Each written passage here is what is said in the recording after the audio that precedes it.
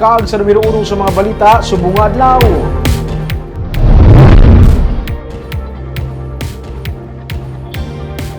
Dry run sa pagbiyahe sa mga Egypt sa Barangay Vista Alegre sa Bacolod City. Ginbalabagan sa mga tricycle driver bangod apektado ang ila palangabuhian. Pero may mga pasahero naman nga nagahinyo nga makabiyahe ang Egypt sa ilang lugar para paganhagan ng ilang gasto sa plete. May report si Nico Delfin. Manugbiya na kaina mga electric jeepney halin sa relocation site sa Barangay Vista Alegre sang nagbalabag sa karsada ang katapos ang araw Vista Alegre Tricycle Operators and Drivers Association kag Kabakod Negros Transport Coalition.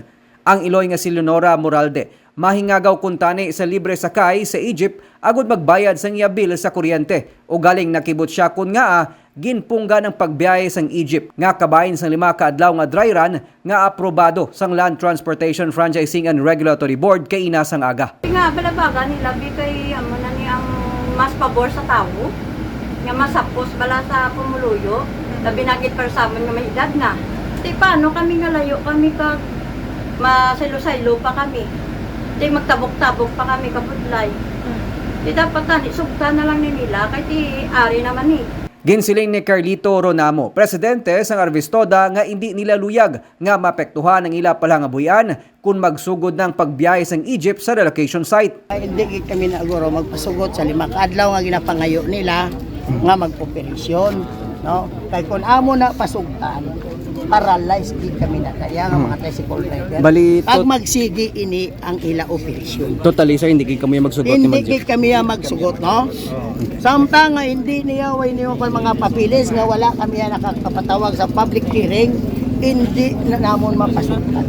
Sa paginunanon sa katapos ang TODA, ginplastar ni City Administrator Lucille Helvolea nga ang dry run ng kabahin sang tikang para sa ginaplano nga green routes o konrota sang Egypt pa Barangay Vista Alegre kag Barangay Kabug.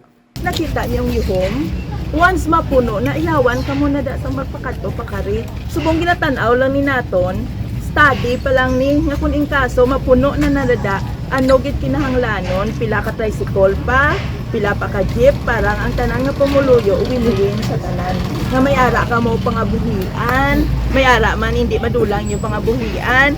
Ang mga tao di nga magkadto, hindi man sila matamaan sa plete. Nanindugan Sunday Councilor Al Victor Espino, pamunas ang Committee on Traffic and Transportation kag punong Barangay Leandro de Leon nga mismo ang mga residente sa relocation site among naginyo sang bulig sa syudad para sa pagsulod sang depasay nga salakyan sa ila lugar bangod masami halin sa ila balay halos makatatlo pa ka beses nga nagasakay sila sa tricycle kag jeep agud lang makalabot sila padulungan kag tuman ini ka gasto sa pletihan. This is validation sa isa ka request mo.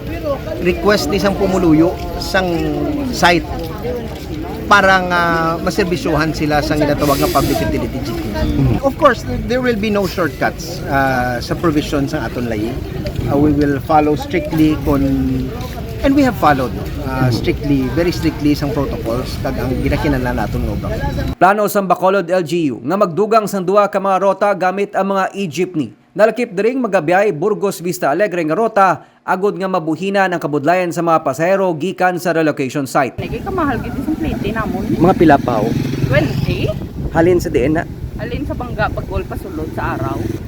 Budlay gid kay hindi sila magalin kung hindi mapuno mo. Kay di maging hindi saga pa sobra pa sila. Tungod wala na tigayon ang unang adlaw sang dry run sang Egypt, plano sa Bacolod LGU nga i-reschedule o kung i-extend ang 5 ka adlaw nga libre sakay para sa ginaplano nga bag-o nga mga rota.